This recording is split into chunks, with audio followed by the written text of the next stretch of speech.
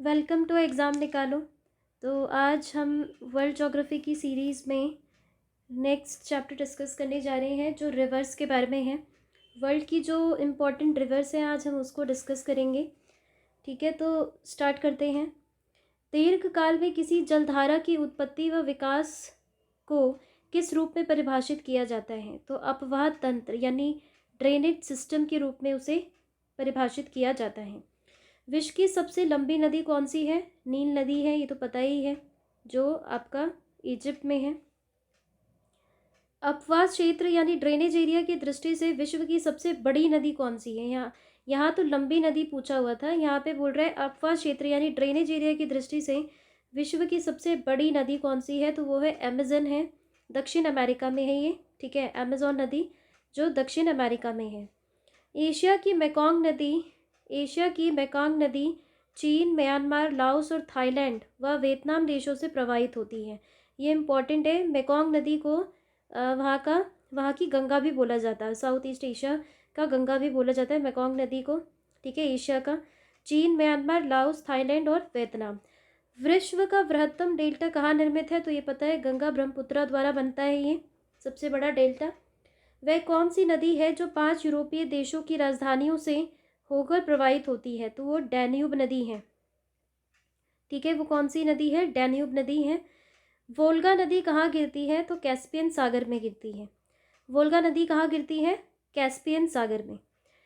Switzerland, Germany तथा Netherlands में प्रवाहित होने वाली कौन सी नदी भ्रंश घाटी यानी रिफ्ट वैली में प्रवाहित होती है? राइन नदी होती है, राइन नदी। ठीक है, राइन नदी। अफ्रीका महाद्वीप की कौन सी नदी मकर रेखा यानी ट्रॉपिक ऑफ कैप्रिकॉर्न को 2 बार काटती है? ये लिम्पोपो नदी है। ठीक है, ट्रॉपिक ऑफ कैप्रिकॉर्न को 2 बार जो काटती है वो है लिम्पोपो नदी, और ट्रॉपिक ऑफ कैंसर को जो काटती है 2 बार वो है कॉन्गो नदी। ठीक है, वह देश जो आर्य अपवाह यानी रेडियन ड्रेनेज का उदाहरण प्रस्तुत करता है वो कौन है? श्रीलंका है। सर और आमू दरिया नामक नदियाँ किस सागर में गिरती हैं? ये अरल सागर में गिरती हैं। ठीक है, काला सागर यानी ब्लैक सी में गिरने वाली प्रमुख कौन सी नदियाँ हैं? तो वो है नीपर, डैन्यूब, निस्टर और डॉन। डेल्टा का निर्माण किस स्थान पर होता है? तो छिछले समुद्र में होता है, छिछले समुद्र में। अब देखते हैं विश्व की प्रमुख नदियाँ देख लेते हैं। ठीक है, तो सबसे पहले है नील नदी। जैसे हम जानते हैं तो विश्व की सबसे लंबी नदी कौन सी है? नील नदी ही है। अफ्रीका महाद्वीप में विक्टोरिया झील से निकलने वाली यह नदी विश्व की सबसे लंबी नदी है और ये 6650 किलोमीटर है जिसकी लंबाई। स्थित असवान बांध व नासिर झील इसी नदी पर स्थित है। ठीक है, तो नील नदी जो है विश्व की सबसे लंबी नदी है, इसकी कितनी लंबाई है? 6650 किलोमीटर। फिर आता है अमेजन। आयतन की दृष्टि से यह विश्व की सबसे बड़ी एवं लंबाई में विश्व की दूसरी सबसे लंबी नदी है, जिसका 6400 किलोमीटर इसका लेंथ है। फिर है मिसिसिपी मिजौरी नदी। उत्तरी अमेरिका की ये नदियाँ विश्व का सबसे बड़ा नदी तंत्र बनाती हैं। ये नदी पक्षीपाद डेल्टा यानी बर्ड फुट डेल्टा बनाती है। ये जो नदी है मिसिसिपी मिजौरी नदी, ये सबसे बड़ा नदी तंत्र बनाती है, सबसे बड़ा नदी तंत्र रिवर सिस्टम बनाती है। रियो ग्रांडे, यह नदी संयुक्त राज्य अमेरिका व मैक्सिको की सीमा बनाती है। रियो ग्रांडे नदी जो है वो यूएसए और मैक्सिको इसके बीच में सीमा बनाती है। फिर है सेंट लॉरेंस नदी। यह विश्व का व्यस्तम आंतरिक जल परिवहन मार्ग है। ठीक है, विश्व का व्यस्तम आंतरिक जल परिवहन मार्ग है।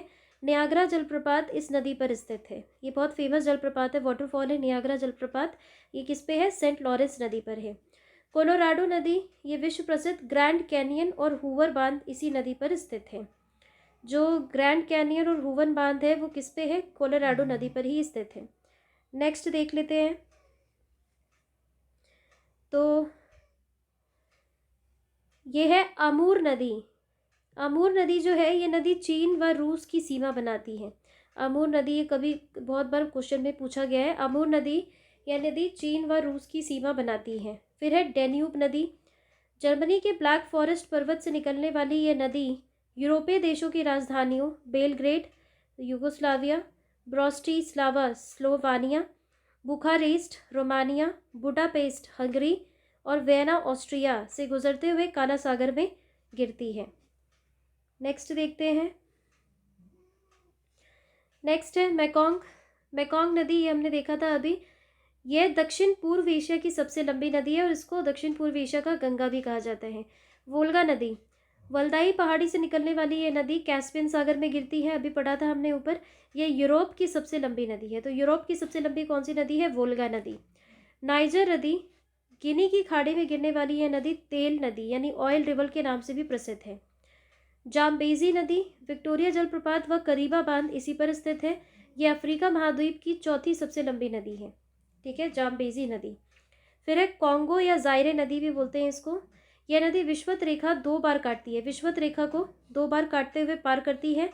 स्टैनले व लिविंगस्टोन जलप्रपात इसी पर स्थित है। जैसे मैंने ऊपर जो बताया था वो ट्रॉपिक ऑफ कैंसर बता दिया था, उसको आप ठीक कर लेना। ट्रॉपिक ऑफ कैंसर नहीं, वो है इक्वेटर से होके गुजरती है कॉन्गो नदी। इक्वेटर से 2 बार गुजरती है होके। ट्रॉपिक ऑफ कैंसर नहीं, गलत हो गया था। लिम्पोपो नदी देखते हैं। फिर है लिम्पोपो नदी। ठीक है, तो लिम्पोपो नदी जो है ये नदी दक्षिण अफ्रीका के हाई वेल्ड से निकलने वाली यह नदी मकर रेखा को 2 बार काटती है। तो लिम्पोपो हमने देखा था ये ट्रॉपिक ऑफ कैप्रिकॉर्न को 2 बार काटती है। ठीक है, माही नदी, ये भारत की नदी कर्क रेखा को 2 बार काटती है। ट्रॉपिक ऑफ कैंसर को भारत की ये नदी माही नदी 2 बार काटती है। फिर है राइन, यह यूरोप का व्यस्तम आंतरिक जल परिवहन मार्ग है। इसे कोयला नदी, कोल रिवर भी कहा जाता है। यूरोप का व्यस्तम बंदरगाह रॉटरडम इसी पर स्थित है। किस पे? राइन नदी पे। ये भी बहुत इंपॉर्टेंट है, राइन नदी। मार्ले डार्लिंग, ये नदियाँ कोस्चुस्को पर्वत से निकलती हैं। यह ऑस्ट्रेलिया का सबसे बड़ा नदी तंत्र है। ये ऑस्ट्रेलिया का सबसे बड़ा नदी तंत्र है, मार्ले डार्लिंग। ठीक है, नेक्स्ट है म्यांमार की इरावदी और साल्वीन नदियाँ दोआब क्षेत्र को पूर्व का चावल का कटोरा कहा जाता है।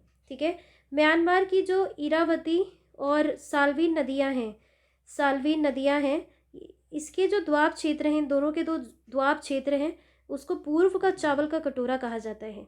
ठीक है, तो ये कुछ इम्पॉर्टेंट नदियों के बारे में डिस्कस किया जो हमेशा क्वेश्चन पूछे जाते हैं इसके बारे में। तो आज के इस लेक्चर में इतना ही। हम नेक्स्ट टॉपिक के साथ मिलते हैं। तब तक के लिए थैंक यू।